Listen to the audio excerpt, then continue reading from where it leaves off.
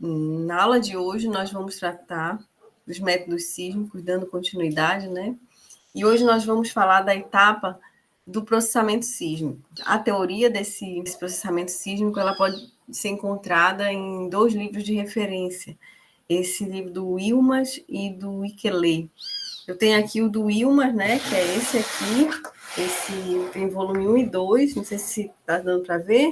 Sim, Aqui sim, bem é um livro extenso. bem grande, é um livro de referência. E nós vamos também tratar mostrar um pouco do software que é usado para isso normalmente na indústria, que é o PROMAX. O processamento sísmico é uma etapa onde um conjunto de técnicas é aplicada ao dado sísmico, de modo que a gente possa atenuar as informações indesejadas e destacar aqueles eventos que nós queremos, os eventos de reflexão. E de modo que a gente possa ter uma seção final, uma imagem da subsuperfície. Isso aqui é uma seção sísmica, e aí nós queremos encontrar que essa imagem ela represente ao máximo a geologia em subsuperfície.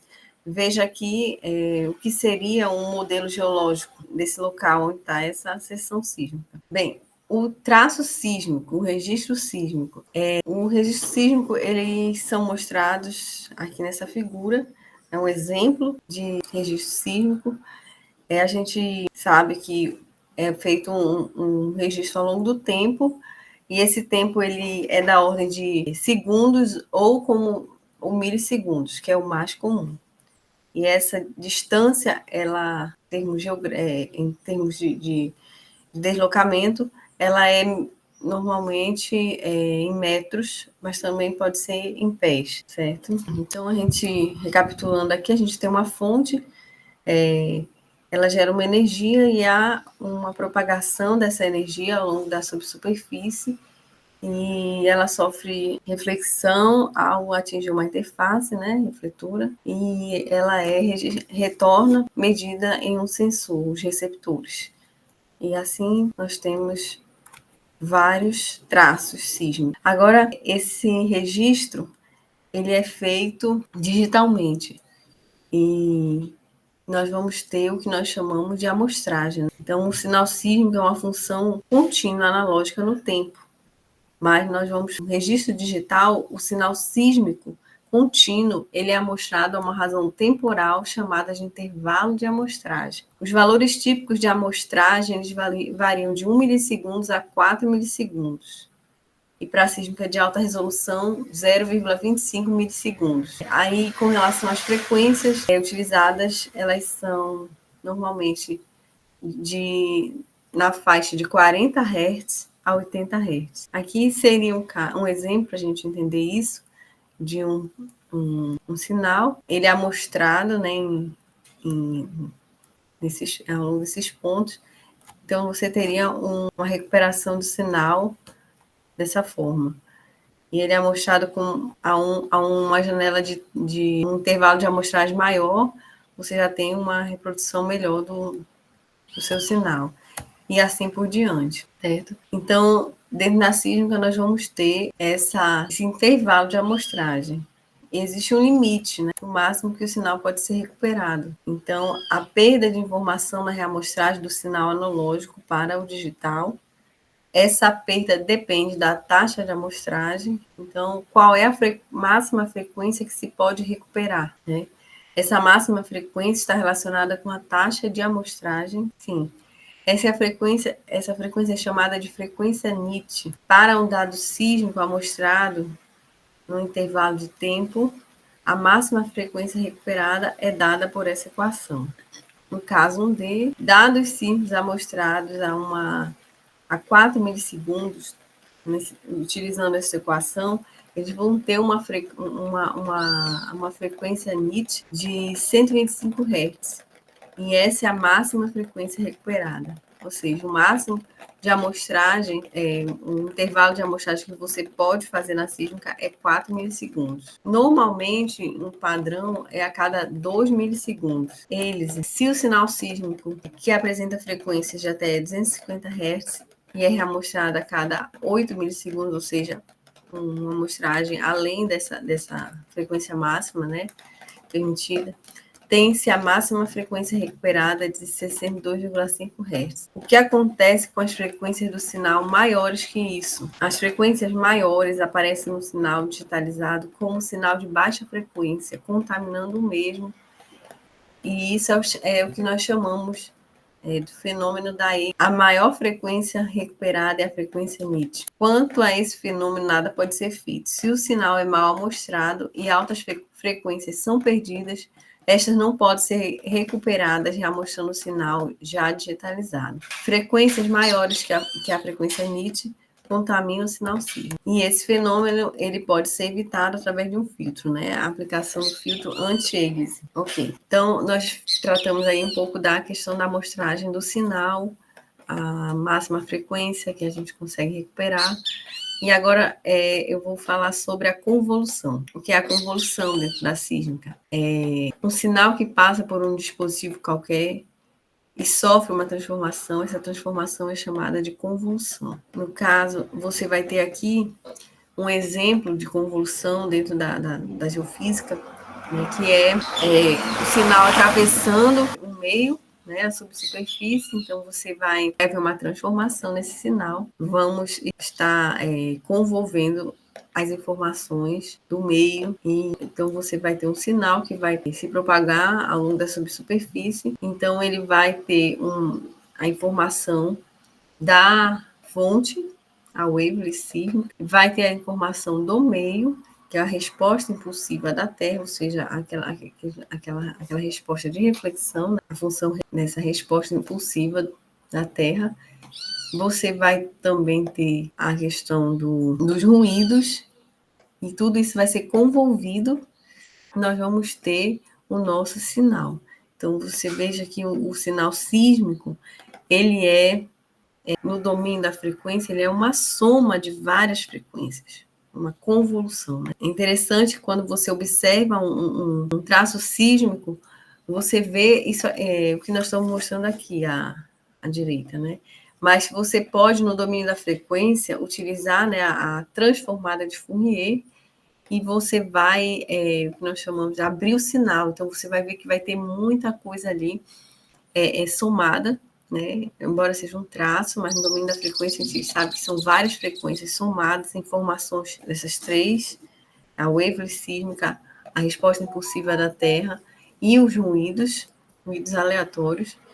Então, você vai trabalhar dentro da geofísica com esse sismograma registrado, e você vai fazer um procedimento que nós vamos chamar de deconvolução. É quando você vai querer retirar as informações indesejadas. Da frequência, você vai abrir aquele sinal e vai retirar aquelas informações que você não quer.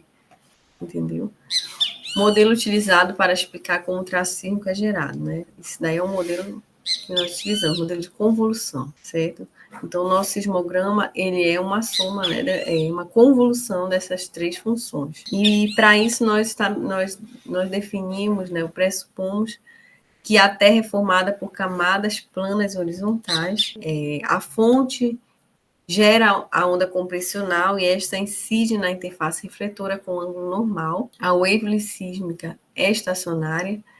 O sismograma está livre de ruído, a resposta impulsiva da Terra é aleatória e a wavelet sísmica é de fase mínima. Então, nós temos aí uma equação com três variáveis desconhecidas, porque, na verdade, o que nós temos é o traço sísmico que nós medimos, né? Nós temos um sismograma, mas nós podemos fazer o cálculo, né, da wavelet sísmica por essa resposta impulsiva da Terra. Então, nós fazemos uma deconvolução impulsiva, certo? A partir de eventos de 0,2 segundos a 4 segundos, as interfaces refletoras são identificáveis. O mesmo não acontece para interfaces que estão muito próximas de 0,6 segundos. Aplicada a deconvolução impulsiva para a retirada do efeito da wavelet. Então, se você consegue calcular o efeito da fonte, né, que você consegue por esse tipo de deconvolução, aí você já vai tendo como retirar esse efeito, né? essa questão ela é semelhante a uma música, por exemplo, dentro da música, que você tem a frequência de vários instrumentos tocando ao mesmo tempo, né? Então, aqui nesse caso, não são vários instrumentos, são várias. Nesse caso, a wavelet sísmica, a resposta por cima da Terra, os ruídos, vários ruídos. Então, você vai retirar aquela frequência que você não quer. É como se a gente utilizasse a semelhança de uma música, que quisesse retirar a frequência do som de alguns instrumentos. Então, está. E só mais uma coisa, é a questão do... Antes de a gente ir para o próximo, a questão da gente observar que dentro da geofísica nós temos um problema inverso, né? Dentro da geofísica nós temos a resposta, o resultado final de uma equação, e nós queremos encontrar o que gerou aquilo, né? Ok. Vamos lá agora para a técnica CMP, certo? Então, nós trabalhamos já, falamos um pouco sobre a questão da amostragem, a questão do sinal, né? O que seria a convolução, e aí demos uma breve introdução da deconvolução. Então, a técnica CMP, essa é uma técnica chamada de ponto médio comum. Ela é muito utilizada no processamento de dados sísmicos convencional, onde os traços sísmicos eles são organizados em famílias de ponto comum em profundidade. É uma técnica idealizada por Maine em 1962. Como que é essa técnica? Os pontos em subsuperfície são registrados de forma redundante, com diferentes distâncias fonte-receptor, certo? Então, você vai ter essa configuração do seu dentro do isso é feito, obviamente, não é em campo. Em campo, você tem o arranjo fonte-receptor. Esse é o padrão. Mas é uma manipulação computacional, né? De modo que a gente consiga melhorar a relação sinal-ruído. Se as camadas geológicas não forem horizontal ou se a velocidade do meio variar lateralmente, o percurso de ponto comum em profundidade deixa de existir. Então, você vai ter uma situação que não vai ser um ponto comum, mas vai ser um ponto médio comum, né? Então, a técnica ela foi inicialmente chamada de CDP, mas depois ela foi aperfeiçoada para o nome de CMP, ponto médio comum.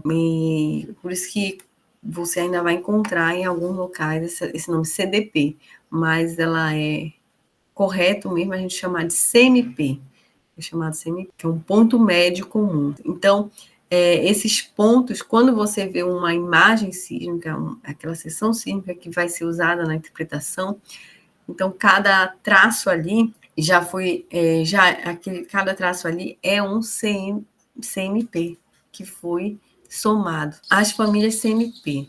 Levantamento sísmico é feito em família de tiro comum, né?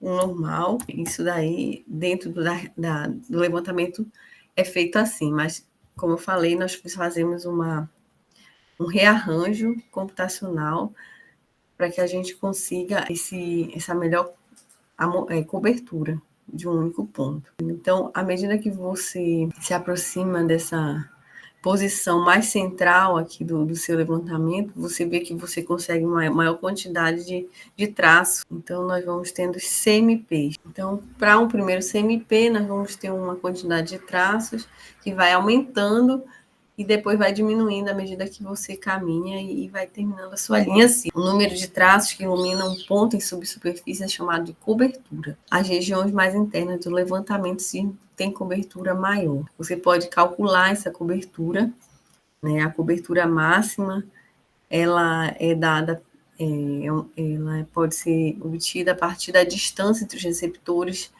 distância entre as fontes, o número de traços na família de tiro comum, ok. Então, aqui é um exemplo de um CMP. O que é que você vai ter aqui a observar? Você tem um refletor e várias fontes, vários receptores e um ponto médio em subsuperfície. Então, cada traçado de raio desse aqui, você vai ter um traço, né? E essa aqui é a amplitude que corresponde a essa reflexão. E você vai ter em cada traço aonde ocorreu a reflexão. Você observa que há uma diferença no tempo ao longo de vários receptores. E essa diferença de tempo da onda refletida, ela vai produzir uma curva que nós chamamos de curva de Normal-Mulhouse, essa diferença no tempo aqui. Após a organização dos traços em famílias CMPs que iluminam o mesmo ponto em subsuperfície, estes são corrigidos do efeito desse afastamento. Então, esse aqui é o efeito do afastamento, né? Essa curva, porque deveria ser tudo alinhado, né? Isso, se não tivesse esse efeito do tempo. Mas a gente vai ter que fazer isso, essa correção no tempo, que nós vamos chamar de correção NMO, correção de Normal-Mulhouse. E depois, sim, nós vamos realmente somar todos esses traços aqui e a gente vai ver o que nós queremos, que é esse efeito de redundância de um único ponto amostrado para a gente ter um traço mais claro desse evento de reflexão. Quando você somar essas amplitudes, você vai ter um único traço, o traço correspondente àquele CMP.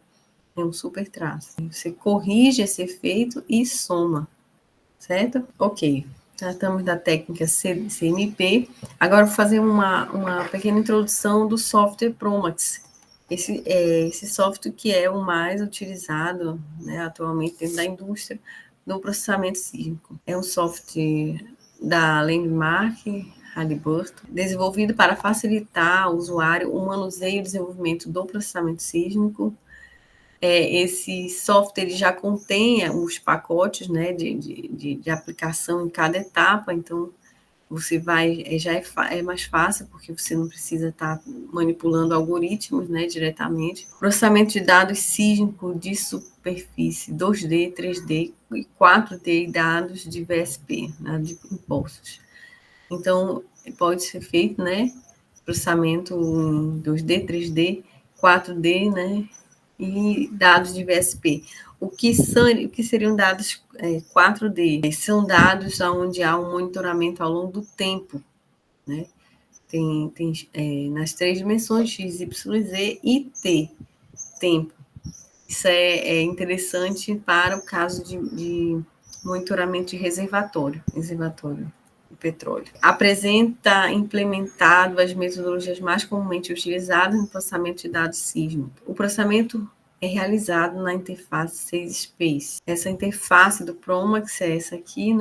Você vai ter as linhas que você está trabalhando, você tem um projeto, uma área de trabalho, um projeto e subprojetos, que são as linhas, cada linha, né? Normalmente, dentro de um projeto, você vai trabalhar depende do seu conjunto de dados, 100, 200 linhas, ou menos, né? 50, 30, 20. Então, você tem aí um conjunto de dados e você vai ter os fluxogramas de trabalho, né? Cada etapazinha dessa aí do processamento, nós vamos ver mais adiante, as etapas, você vai ter um fluxo, que é também um conjunto a ser aplicado dentro de cada etapa.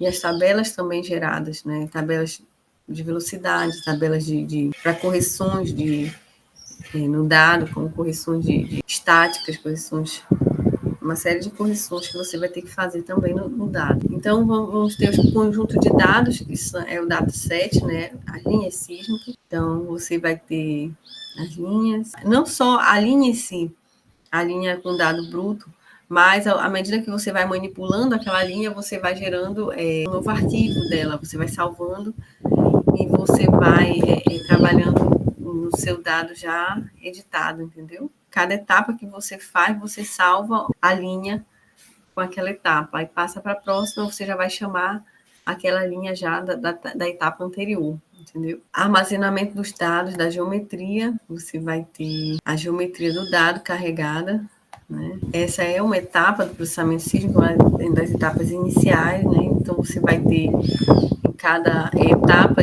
você vai ter carregado as informações do seu dado. Nesse caso, está mostrando aí de CDP, né? A cobertura de CDP, né? Vamos falar mais adiante sobre essa etapa da geometria. Os fluxos, né?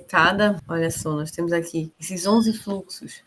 Então, cada etapa aqui cada fluxo aqui é uma etapa do seu processamento sísmico. Cada etapa aqui corresponde a um fluxo desse, né, com vários comandos. As tabelas que são geradas, né, as tabelas de velocidade. Normalmente você não gera só o modelo de velocidade, você gera mais de um, você vai também trabalhando naquele modelo, suavizando, né, aprimorando. Então, cada vez que você faz um modelo, você vai ter mais um arquivo. Aí, cada vez que você faz uma etapa, você manda rodar, que a gente chama, né, status. Você vai, o fluxo roda, e aí ele vai te dar um retorno. Se deu certo, completou o seu... Quando ele estiver em processo, se está ok o seu fluxo, você não colocou nenhum parâmetro errado, né, não teve nada que impedir, ele vai dizer que falhou. Aí, se não impedir, ele vai seguir adiante, vai dar continuidade e vai completar, e aí vai dar um retorno, né, se deu certo. Então, agora nós vamos falar o que seria, de fato, o fluxo básico de processamento sísmico, o processamento CMP. Quais seriam essas etapas, né? Então, aqui eu ia trazer um fluxo de trabalho um pouco mais arrumadinho, bem mais didático, né, para a universidade, mas eu preferi trazer um fluxo de trabalho mais da indústria mesmo, para a gente já sentir um pouco mais da realidade, né? Então, essas aqui são as etapas do processamento dentro de uma empresa, como é feito mesmo. Mas existem até uns fluxos mais simples, que é para mostrar mais didaticamente, mas eu preferi. Então, veja só, inicialmente você vai ter a leitura dos dados e o carregamento da geometria, né? Esse carregamento da geometria é quando você vai colocar os parâmetros, as distâncias entre fonte e receptor, a distância entre receptores, né, dentro do seu header, dentro do seu dado. Uma coisa que eu chamo a atenção aqui, que dentro da sísmica existe o que nós chamamos de a estação e o ponto de tiro. O ponto de tiro, que nós chamamos de PT, ele é aquela posição, aquele ponto geométrico, né? Ponto geométrico, e esse ponto geométrico, ele quando em levantamento terrestre, vai uma equipe lá e faz assim um grid lá, uma série de pontos, coloca uma estaca e mede aquele ponto, aí depois coloca dependendo do distanciamento que você quer dos receptores, você vai colocando esses pontos. Então, quando você vai caminhando com o seu levantamento, com o seu arranjo, você vai passando por esses PTs, esses pontos. Então, você vai colocar esses PTs, né, esses pontos geométricos, né? Depois você vai dizer onde iniciou o seu levantamento e os distanciamentos. Então, você vai caminhar ao longo daqueles pontos que você tem demarcados já. Entende? Os pontos de tiro, o PT. Certo? Você consegue carregar esse dado dentro do Promax e aí você vai visualizar. Né? Você vai usar lá um fluxozinho lá para você visualizar. E aí você vai olhar o dado, né? Vai verificar se tem coerência e tal. E então essa etapa de geometria, cada traço sísmico, né? Ele possui um cabeçalho onde as informações sobre a geometria do levantamento devem ser armazenadas.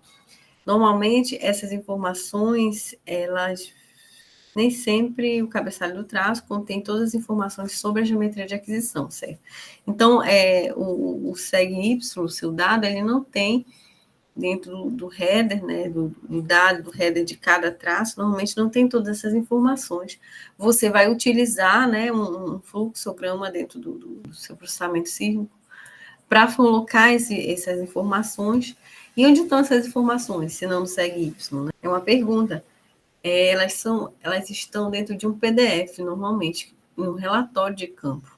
Né? Você vai ler aquele relatório, você vai extrair aquelas informações ali e vai construir a sua geometria. Através dessas informações, você vai colocar essas informações no header do seu dado, né? Salvar ali, e aí você vai poder rearranjar o seu dado, ou seja, passar para o domínio, né, que você quiser, o domínio do CMP. No caso, na etapa do pré-processamento, essas informações são carregadas nos traços. Então, observe que antes de iniciar propriamente o processamento sísmico, você tem um pré-processamento, onde você trabalha, você vai carregar essa geometria. E aí, depois, feito isso, você vai trabalhar no seu dado, né? Checou o dado, tem coerência lá. Aí você vai trabalhar na edição de traços e picagem de primeiras quebras. Essa edição de traços, você vai olhar e vai ver traços que por exemplo, não funcionou o receptor, tem um problema. Aí você vai marcar, você vai marcar manualmente, vai caminhando do seu dado e vai marcando esses traços, né? Depois você vai silenciar eles, tornar eles uma reta. Para não... Uma reta não, seria você vai apagar essa informação de amplitude dele para você não adicionar ruído no seu dado, né? Uma etapa manual, você pode cortar também um pedaço do sinal que está com algum problema, algum ruído muito que você consegue fazer esse procedimento, uma edição de traços. E também nessa etapa você vai fazer o que nós chamamos de identificação das primeiras quebras, que é quando você tem a primeira reflexão. E essas primeiras quebras, elas vão ser importantes para você definir a questão de uma aplicação, de uma correção correção estática, para você fazer uma correção. Essa correção está relacionada a variações topográficas do terreno e também a uma camada da terra, essa primeira camada da terra, que ela é uma zona onde você tem sedimentos inconsolidados, não é uma rocha propriamente, são sedimentos inconsolidados que geram uma zona de baixa velocidade, né? Então, você vai ter aí umas distorções no seu dado por conta tanto dessas variações topográficas, que seria o caso, topografia mesmo, né? Quanto essa questão dessa zona de baixa velocidade. Então, para fazer esse cálculo de correção estática, você vai precisar fazer essa picagem, essa identificação das primeiras quebras. Isso é para gerar uma tabela, quando chegar nessa etapa de correção estática, você ter essa informação para calcular a correção estática e aplicar no dado. Então, ok, nós temos aqui o nosso dado, e aí nós vamos ter vários traços aqui, e aqui já é uma seção empilhada. Como essa seção empilhada? Aqui você vai vendo que cada númerozinho desse aqui, são muitos, é um CMP, ou CDP, como está aqui, mas é a ideia mesmo. Então, você vai botar aqui, você vai entender que cada traçozinho aqui já é um CDP que foi empilhado, entendeu? Cada traçozinho desse aqui foi feito um empilhamento do conjunto de traços do CDP, corrigido a curva de normal Mulvalt e empilhado, certo? Então, como seria o dado depois dessa fase inicial de pré-processamento? Empilhou, vamos ver como é que está a cara. Isso aqui seria a imagem sísmica, né?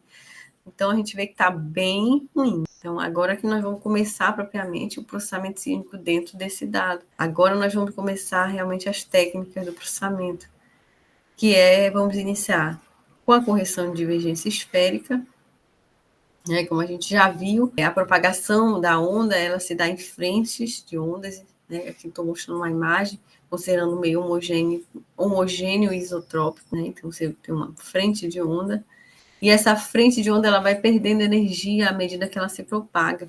E essa perda de energia a gente consegue ver, se vocês conseguem observar que ao longo do tempo, aqui na vertical, a amplitude do sinal vai se perdendo, não é isso?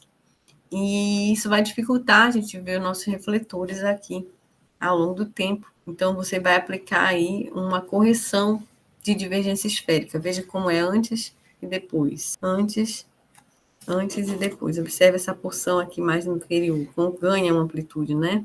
Como é uma equalização da amplitude, né? Vou só dar uma passada aqui um pouco na teoria dessa correção. A amplitude do sinal decai com o tempo de trânsito, que, em geral, é difícil descrever analiticamente o decaimento da amplitude, então é feita uma aproximação. Fatores que geram esse decaimento de amplitude do sinal sísmico. Nós temos a divergência esférica, os parâmetros geométricos da frente onda, a absorção térmica, à medida que o dado se propaga, e perda por transmissão. A divergência esférica, o espalhamento geométrico, resultado do decaimento do sinal relacionado à expansão da frente onda em um meio homogêneo. A energia decai, né, proporcionalmente, a amplitude da onda é proporcional ao raiz quadrada da energia, certo? Então, aqui a gente tem um espaço maior para frente a onda se propagar e a energia vai decaindo. Né? A velocidade usualmente cresce com a profundidade, o que gera adicionalmente divergência na frente de onda e um decaimento mais rápido da amplitude com a distância. Agora, a perda de energia por absorção. A conversão da energia sísmica em outras formas de energia, particularmente a de calor, devido à vibração das partículas. Não podemos esquecer que é uma vibração que as partículas sofrem. Né? O conteúdo de frequência do sinal inicial muda à medida que se propaga. Altas frequências são absorvidas mais rapidamente que as baixas frequências. Certo? Então, veja só, como que perde, né, a frequência, mostrando aqui no domínio da frequência. Então, o dado, veja quanto maiores as frequências, ela se perde mais, as maiores frequências. Como é que fica o dado? Sem a correção de amplitude. Dados sem correção de amplitude, né? Painéis com frequências maiores têm o sinal confinado aos menores tempos. Aqui. Então, quando você dá esse ganho de amplitude, essa equalização, você vai tentando resolver esse problema. Dados com correção de amplitude. As amplitudes são recuperadas, mas as perdas de frequência por absorção permanecem, principalmente altas frequências. Ok. Métodos de recuperação de amplitude. Nós temos a equalização, o balanceamento dos traços sísmicos, né? O controle automático de ganho, o AGC, a correção de divergência esférica. Certo? Equalização, balanceamento dos traços sísmicos, consiste na normalização de diferentes traços. Fatores de balanceamento é definido com a razão entre um valor de amplitude desejada e amplitude calculada em uma janela de tempo especificada. Né? Fator de balanceamento é uma função variante no tempo que compensa a diferença na amplitude que ocorre pelo aumento do afastamento de fonte receptor. Perda de amplitude por aumento no tempo não são levadas em conta. Certo? Então, isso daí é uma espécie de um ganho mesmo que ele vai dando ao longo do tempo no sinal. Um cálculo, né, para recuperar. Esse AGC, já diferente desse outro, ele é um ganho automático, né? Não emprega mesmo o ganho para o traço todo. E ali emprega para o traço todo. Aqui é uma conta, ele vai aplicar um ganho maior para a parte de mais de um tempo maior, né? O ganho aplicado em um conjunto de amostras dentro de uma janela de tempo. A função ganho é variante no tempo. Uma vez aplicadas, as amplitudes do sinal original são perdidas. Desta forma, a AGC é aplicada apenas para a visualização dos resultados. Né? Você usa muito esse AGC para a gente visualizar esses dados. Então, eu acho que eu vou passar aqui, porque não sei se vai dar tempo. Como funciona esse AGC? O traço sísmico ele é dividido em janelas de tempo, né? E dentro de cada janela é feito o cálculo desse ganho. Vamos passar aqui. Aqui está a aplicação desse fluxo no Promax, desse ganho, né? A correção por divergência esférica, né? A perda da amplitude que ocorre pela expansão espacial da frente de onda. A função aplicada para a correção varia no tempo. Pode-se usar uma função que depende da velocidade RMS do meio ou não. Não corrige atenuação ou perda de amplitude por transmissão ou conversão. Ok. No Promax, aí como é feito, né? Você vê que você chama o dado, como nós dizemos, né? Chama o dado com uma função de entrada. Você aplica aquela função de correção de amplitude e depois você manda sair o dado e você vai salvar em um novo arquivo. Aí você coloca dentro da sua função os parâmetros, né? Ok. Para fazer a correção de amplitude é necessária uma estimativa da velocidade do meio. A velocidade utilizada é a velocidade de NMO. Que velocidade é essa? Nós vamos ver agora. Para meios com camadas planas horizontais e menor offset, você vai poder usar uma velocidade média. Essa velocidade NMO ela é praticamente a mesma dessa velocidade média.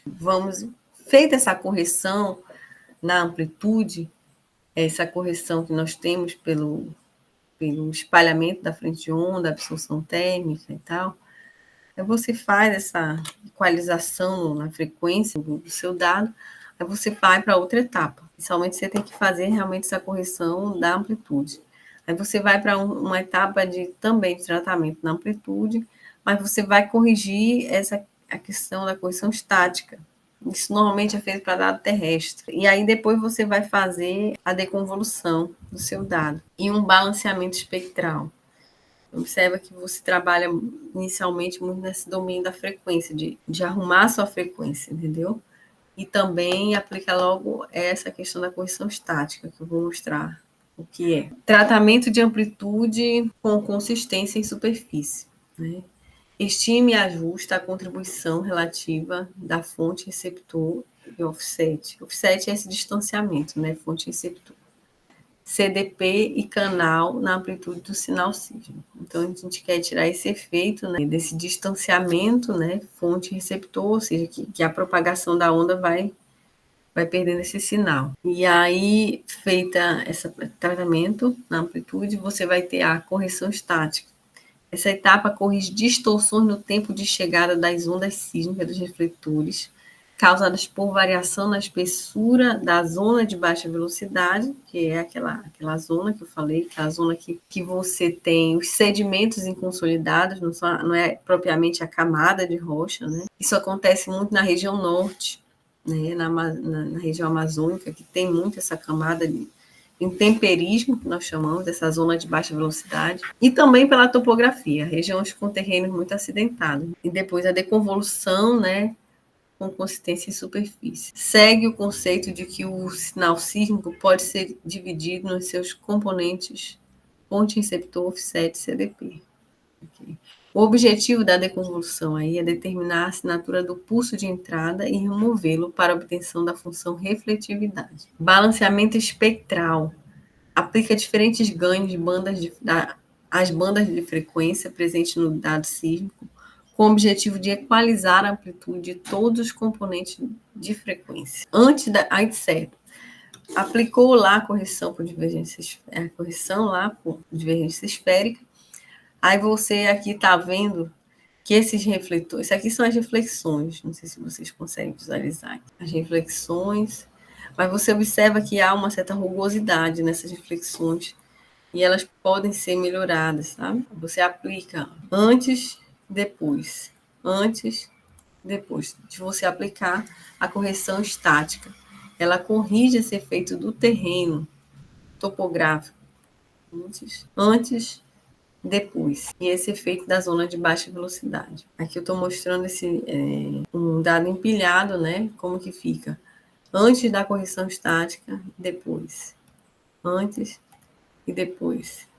A gente quer tirar esse efeito, né? Esse efeito indesejado no dado que aí aplicar a deconvolução, tira essa informação, né, da wavelet sísmica antes da deconvolução e tratamento de amplitude e depois. Aqui, perdão, não estava aplicado a correção de amplitude. Né? Você vê aqui que o dado está a um tempo maior, ele está com a amplitude muito prejudicada, né? E aqui tá um zoom, né, no dado, mas veja só como que com a deconvolução e a amplitude, o tratamento da amplitude, você vai equilibrar essas amplitudes, né, e você vai deixar o sinal, vai retirar as informações que você não quer, que você quer só as informações das reflexões, né? Dentro do seu sinal, cada traço desse que você está vendo é feita a manipulação.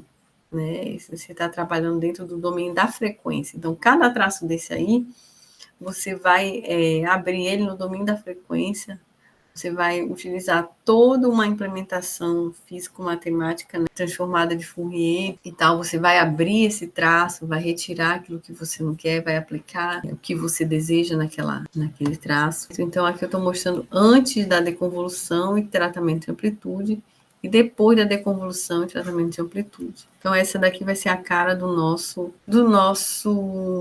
sismograma após aplicado isso. Né? Eu gosto dessa figura porque ela dá uma noção para engenheiros, engenheiros elétricos, isso daqui eu tenho certeza que eles entendem muito, muito bem. Agora, assim, para quem não tiver essa noção, né, você tem aqui no domínio do tempo um traço, esse traço aqui, e esse mesmo traço aqui, você pode abrir ele num domínio da frequência e você vai ter uma série de outras séries de frequência aqui dentro dele, que são somadas para gerar ele, entendeu? Então, vocês têm bandas de frequência. No processamento sísmico, você trabalha muito nesse domínio da frequência para fazer esses procedimentos de deconvolução, de correção de amplitude e tal. É a deconvolução, né? Que eu estou mostrando uma imagem sem a deconvolução e com a deconvolução. Veja que aqui, sem a deconvolução, você não consegue obter muita informação da geologia, do que seriam os refletores, isso, porque você tem muita informação aqui. Então, quando você abre um traço no domínio da frequência, retira aquelas informações que você não quer, você já começa a melhorar o seu dado, porque você tem aqui, ó, um refletor, outro, tá entendendo? Você já começa a ter a informação que você deseja, que é a resposta da Terra, né? A função refletividade, né? A reflexão ao longo da propagação da onda. Ok. Feita essa etapa, você vai para a etapa de análise de velocidade. Essa é uma etapa muito importante. Como está o tempo aqui? Análise de velocidade, né? Essa é a etapa, assim como a deconvolução, a correção por divergência esférica. Essa é uma etapa muito importante, mas ela é muito coração do processamento sísmico, porque nessa etapa você vai você vai calcular um modelo de velocidade para a propagação dessa onda, e esse modelo de velocidade você pode usar para corrigir esse normal Mulhouse do seu dado. Corrigindo bem, ele vai ficar alinhado, né?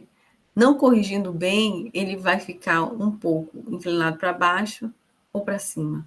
E quando você somar esse traço e empilhar, a sua imagem vai ficar muito boa ou não. E também, não apenas para empilhar, mas também para migrar. Essa velocidade é muito importante para fazer a migração. Uma boa migração depende de um bom modelo de velocidade. Então, se você tiver um bom modelo de velocidade, provavelmente você vai ter um processamento bem feito, muito bem feito.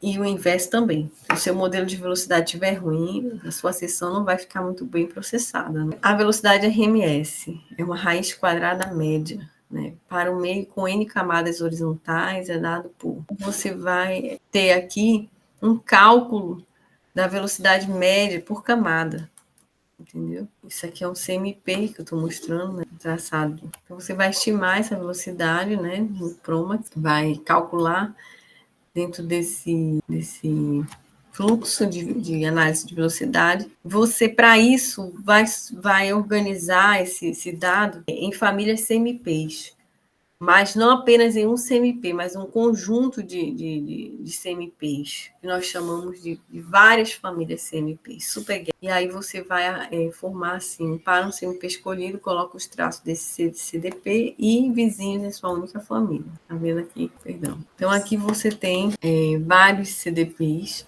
Você não analisa em todo o dado, você procura amostras, entendeu? Então aqui você pega um CDP e aí você pega também alguns CDPs vizinhos e agrupa em famílias, né? Então você vai ter várias famílias de CMPs, ou CDPs, e aí você vai analisar só dentro desse conjunto, entendeu? Você vai coletar amostras de velocidade e depois você vai interpolar para construir um modelo para todo o seu dado. Então, aqui é um exemplo de 3 superfamílias de CMP. Então, como é que... Olha só, a gente pegou aqui vários CDPs. Um CDP, outros tem aqui 5 CDPs. Então, você tem aqui um grupo, uma família de CDPs. E aí você tem uma maior cobertura. Aí você vai chamar essa família, né, agrupar e tal, e você vai fazer uma análise de velocidade.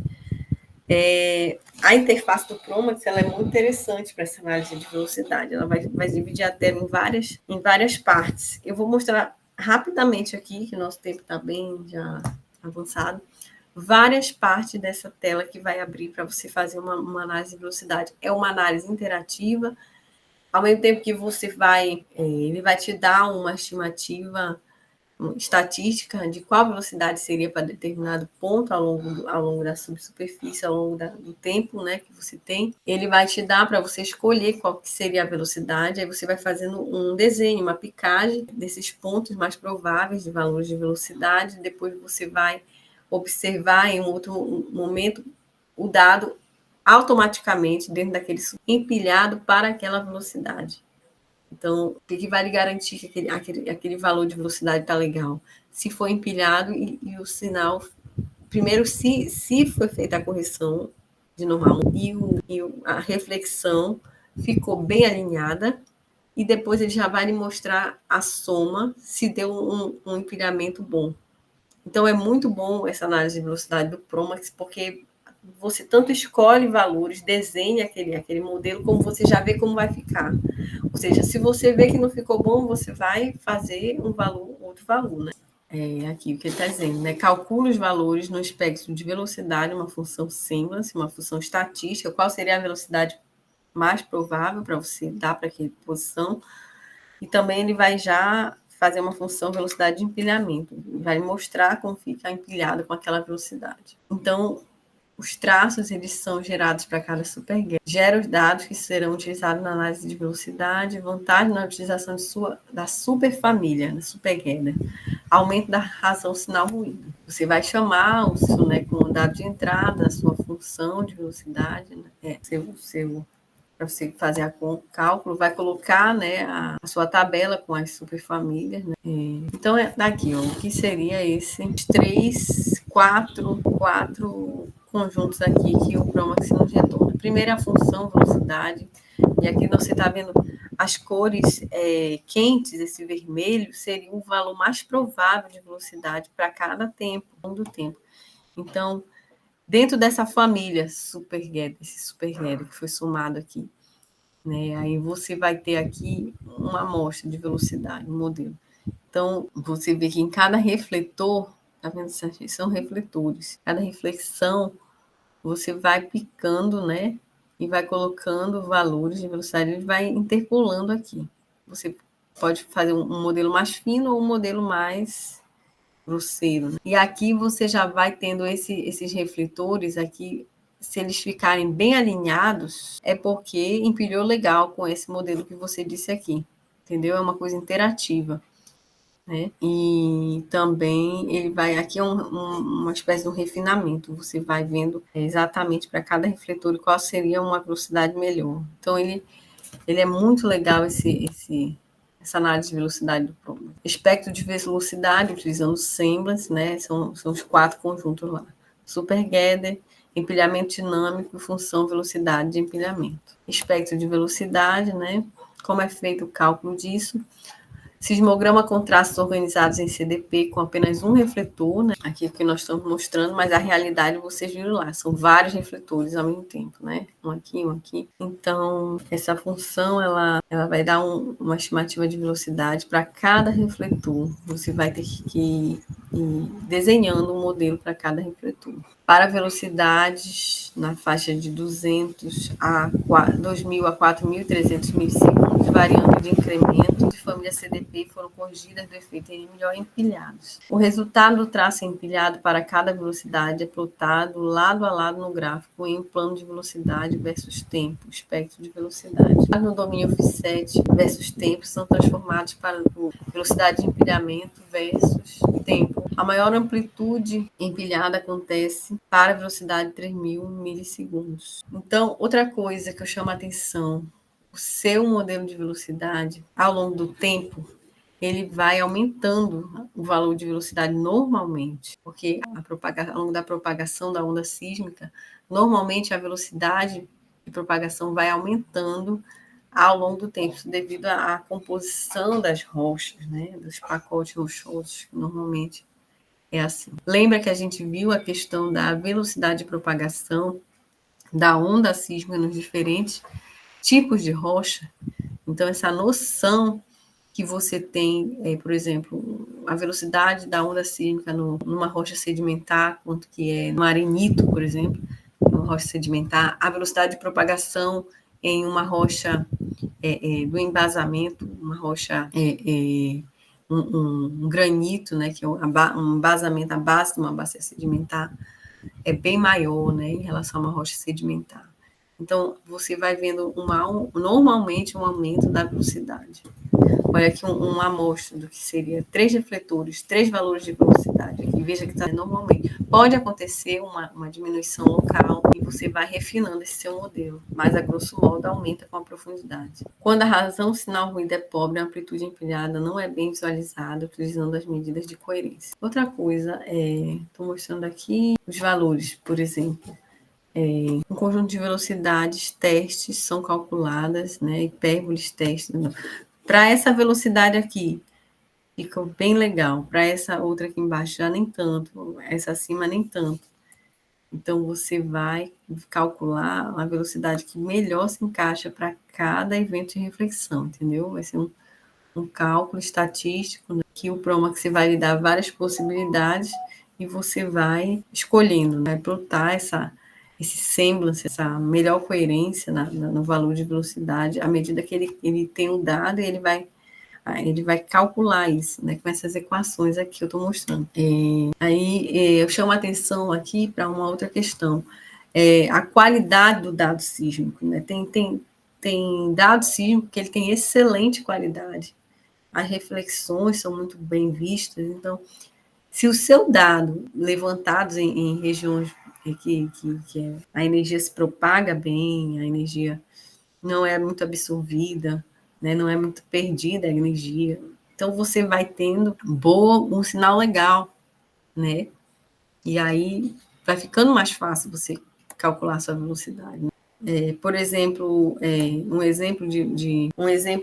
eu ver o que está aqui, superfamílias CDP. Estou detalhando melhor aqui nesses slides a questão da interface lá, de análise de velocidade. Mas eu estou chamando a atenção aqui para a questão da qualidade do dado. E tem regiões geologicamente falando que o dado, a energia do sinal não penetra muito bem. Né? Então, a gente vai ter uma qualidade inferior do dado. São exemplos, por exemplo, de soleiras de diabase, né? Sal, onde tem muito sal também, né? Então, tem certos tipos de camadas que eles dificultam a penetração do sinal para as camadas mais inferiores, e o dado vai ser ruim. Locais que também precisam de uma correção estática, né, mais acidentados e tal, precisa trabalhar melhor os dados, né?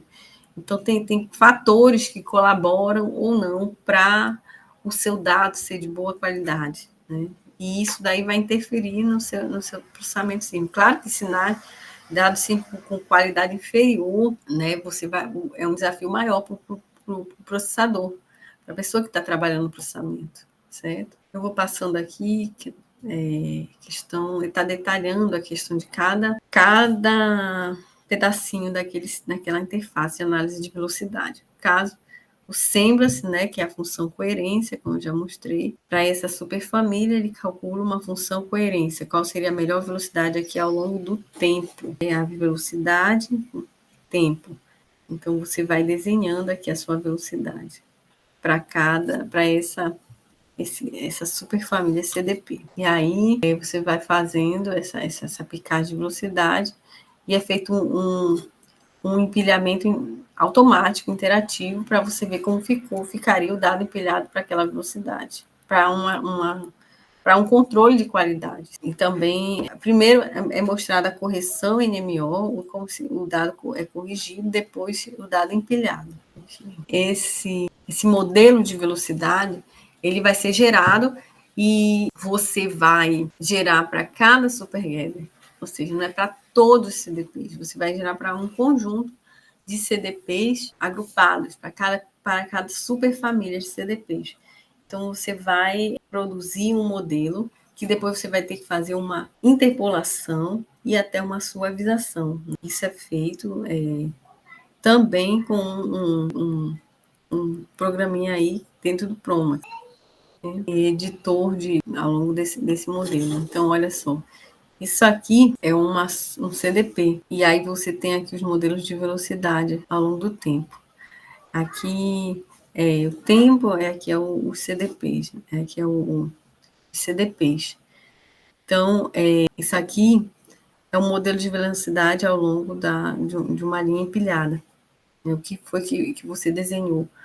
Você desenhou aqui velocidades maiores para as porções mais profundas, né? Então, você vê que você vai desenhando esse modelo, né? E depois você vai precisar, foi interpolado, e às vezes você precisa suavizar também esse modelo de velocidade. Então, você entra o quê? Com a tabela com velocidades e uma seção empilhada, né? nessa etapa de suavização, interpolação e suavização de velocidade, o modelo de velocidade. Isso pode ser atualizado ao mesmo tempo em que as velocidades são estimadas, certo? Então, depois feita a análise de velocidade, você vai fazer uma interpolação para todos os CDPs do seu dado e uma, que é muito interessante ser feita, uma suavização desse modelo. Aqui eu estou detalhando bem como é feito, né, essa análise. Então, você vai gerar, dentro dessa análise de velocidade, painéis com velocidades constantes e as respostas que essa velocidade vai produzir dentro do seu dado. Okay? Então, é isso. A análise de velocidade, isso aqui é um exemplo de um dado terrestre. A interface anterior que eu mostrei dessa é um exemplo de um dado marinho. E o dado marinho, ele tem uma qualidade muito mais... ele é mais fácil em termos de análise de velocidade, ele tem um dado de melhor qualidade. Normalmente, o dado terrestre, ele tem um dado mais difícil de ser trabalhado. E aqui nós vamos ver, aqui é um dado terrestre, aqui a função que você lembra do semblance, a questão da superfamília, né? Essa é a superfamília, você está vendo aqui as reflexões, né? Normalmente você faz a picagem onde você está vendo a reflexão, aqui bem em cima, que o modelo fica melhor. Aqui essa superfamília aqui, como ela ficaria corrigida de NMO para essa velocidade. E aqui, como ficaria, aqui uma função de empilhamento, como ficaria melhor, aí você vai refinando o seu modelo, entendeu? Aqui você vai refinar essa velocidade. Se você tem um bom modelo de velocidade, você já vai fazer uma correção NMO de qualidade, vai ficar bem alinhado no seu normal move-out. E por consequência, quando você somar essa família CMP, você vai ter um traço com uma amplitude bem legal dentro do seu interesse, que é a sua reflexão. Essa correção NMO, ela é feita... eu acho que eu já falei essa parte de correção NMO, vou passar aqui, é só para mostrar essas figuras aqui, né? Quando você tem aquele normal move-out, você tem uma velocidade legal de empilhamento, de correção, fica tudo alinhado. Se a sua velocidade for um pouco menor do que a velocidade do meio, você estimou uma velocidade menor, ele vai ficar com essa inclinação para cima. Se você estimou uma velocidade maior, ele vai ficar com essa inclinação para baixo, entendeu? Ok?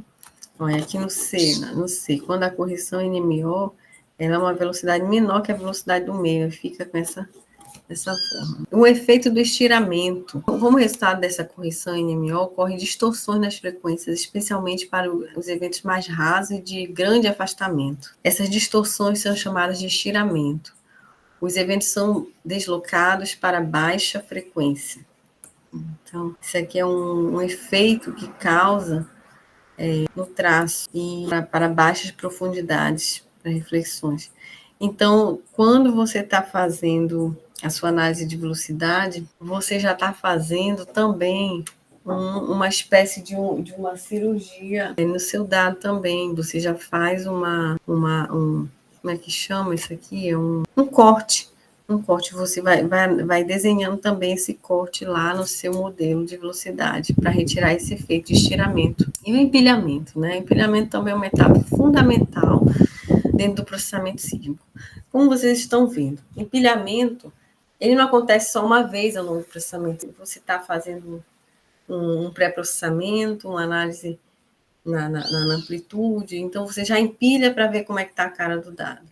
Quando você está fazendo a correção NMO, desenhando um modelo de velocidade, você já empilha para ver como está a cara do dado, entendeu? Você faz esse processo de empilhamento várias vezes para testar vários processos. Porque o que é o empilhamento? O empilhamento é quando você trabalha dentro do processamento sísmico de CMP, você trabalha nesse domínio de CMP.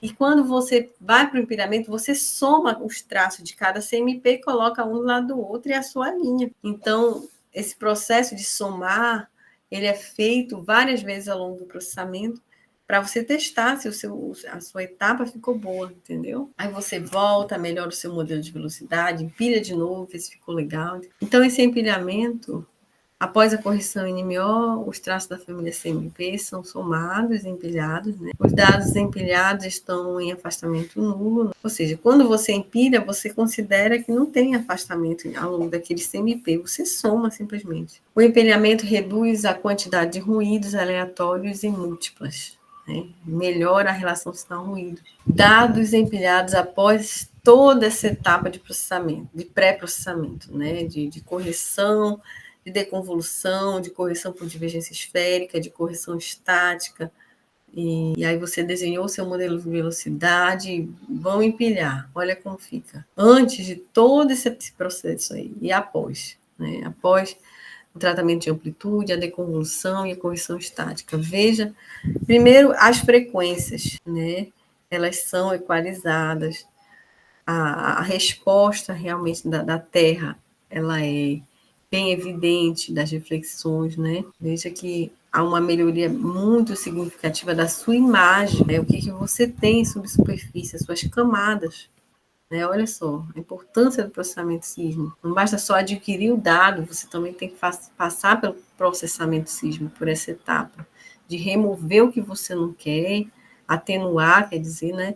E destacar o que você quer, né? Filtraficar é uma etapa também no domínio da frequência, é um filtro que você vai remover no domínio da frequência os efeitos que você não quer. Normalmente esse filtro, não vou entrar em detalhes, uma questão de tempo, esse filtro ele é muito usado para remoção de múltiplas, né? Antes do filtro ficar e após. Né? Correção estática residual é uma etapa também interessante de ser feita, eu também não vou entrar em detalhes. Antes da correção estática residual, depois. Ela dá uma melhorada também no dado. E, por fim, é a migração. A migração é uma etapa também importantíssima. Eu não vou entrar em detalhe nessa parte de migração, mas devido à sua importância, ela vai ficar para a próxima aula. Nós vamos falar bastante dessa migração, mas eu vou dar uma visão geral, ok? E eu gosto dessa figura do livro do Ilmans, é uma figura muito legal, por quê? Porque ela mostra as etapas principais do processamento sísmico, que são deconvolução, empilhamento e migração. E aqui ela mostra os domínios. A deconvolução é um processo que você faz ao longo do tempo do dado, ao longo da propagação do dado. Você vai retirar aqueles efeitos, né, que você não quer, abrindo o sinal no domínio da frequência e trabalhando. E você vai trabalhar ao longo do traço no tempo, né? O empilhamento, você tem uma série de CDPs aqui, né? Série de CDPs, imagina. E cada CDP, ele tem o offset, a distância fonte-receptor. Então, quando você empilha, você soma tudo isso aqui. E você soma tudo isso aqui, considera esse offset nulo, soma tudo isso aqui, né? E você vai ter o seu traço para cada soma aqui, para cada CDP, né? E quando você trabalha dentro da migração, você já trabalha dentro de uma imagem aqui empilhada, né? que você trabalha dentro de traços já que já são tratados, já estão, para cada CMP você já somou um traço, entendeu? Então, eu gosto dessa figura, porque ela resume o que é o processamento sísmico, sabe? Só vou dar uma pincelada aqui, bem rapidinho aqui, sobre migração. A migração, ela tem como objetivo corrigir distorções causadas na seção empilhada devido à presença de... O que é a migração? Ela vai corrigir agora um outro evento, que são as difrações. As difrações que elas ocorrem devido à presença de refletores com inclinação mergulhante, né? Falhas anticlinais, sinclinais ou qualquer outra estrutura com aresta. Lembrando que essas estruturas aqui, elas são importantíssimas dentro da prospecção de petróleo. Anticlinais, sinclinais, são como fosse dobras assim, né, de pacote de rocha, e falhas. Então, isso vai gerar o quê? Quando o sinal chegar, ele vai produzir como se fosse uma outra frente de onda, entendeu? E vai gerar esse efeito de difração, né? Uma difração do sinal. O ângulo de mergulho dos refletores na seção geológica é maior do que na seção em tempo. Com isso, a migração aumenta o ângulo de mergulho dos refletores. O comprimento do refletor na seção geológica é menor do que na seção em tempo, assim a migração encolhe os refletores. A migração move os refletores para uma posição mais rasa em relação à seção em tempo. Ou seja, quando você faz a migração, você faz um posicionamento correto dos refletores em subsuperfície. Então, se você não faz, essa figura ela é legal também, ela mostra, resume bem o que é a migração. Isso aqui é uma seção sísmica não migrada, que aqui é uma seção sísmica migrada. Veja que isso aqui é uma espécie de um anticlinal, ou talvez um domo de sal, e as camadas aqui, né, terminando aqui, ele está intrudindo aqui, né, nas camadas. Então, você observa aqui a seção não migrada e a migrada. Como que a migração, ela modifica, né, a sua imagem sísmica? Ela posiciona os refletores na posição correta, para melhor corresponder à informação em subsuperfície. Como é feito isso? A grosso modo, é feito um colapso dessas reflexões, dessas difrações. Você vai colapsar as hipérboles de difração e você vai ver que, depois que você faz isso, colapsa as hipérboles de difração, o seu refletor ele vai mudar de tamanho e de posição. Um exemplo aqui, esse refletor B, ele vai ficar aqui, nessa posição do refletor A, ou seja, ele vai ficar menor, né, em uma posição no tempo menor. E observa que vai havendo realmente um deslocamento dos refletores. Então, é muito importante essa etapa. Imagina que você está... mas aqui eu estou vendo alguma coisa que tem uma estrutura geológica aqui, que está chegando às camadas, tudo bem.